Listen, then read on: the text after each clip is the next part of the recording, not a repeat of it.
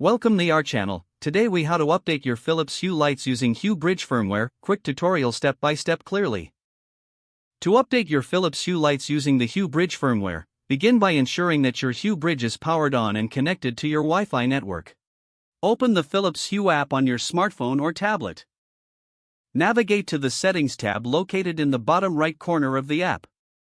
Select Software Update from the options. The app will check for available updates for your Hue Bridge and connected lights. If an update is available, a prompt will appear on your screen. Review the details of the update to understand its features and improvements. Tap on the Update button to start the firmware update process. Wait for the update to download and install. This process may take several minutes, so be patient. Ensure that your Hue Bridge remains powered on and connected to your network during the update. Once the update is complete, the app will notify you. You may need to restart your app for changes to take effect. After updating, check if your lights are functioning correctly.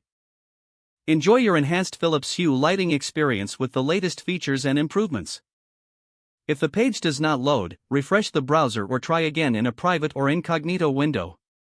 Make sure you are using the correct email address, then retype it carefully to avoid small typos. If your password is not accepted, use the reset option and create a new strong password you can remember. Check your spam folder for verification or security emails, then complete any requested confirmation steps. Enable two-factor authentication if available to improve account security and reduce unauthorized access risk. After signing in, review your profile details so your contact information and settings are accurate and current. If you see an error message, note it down and try again after restarting your device and internet connection. Log out when you finish, especially on shared devices, to keep your account and payment information secure. If the page does not load, refresh the browser or try again in a private or incognito window.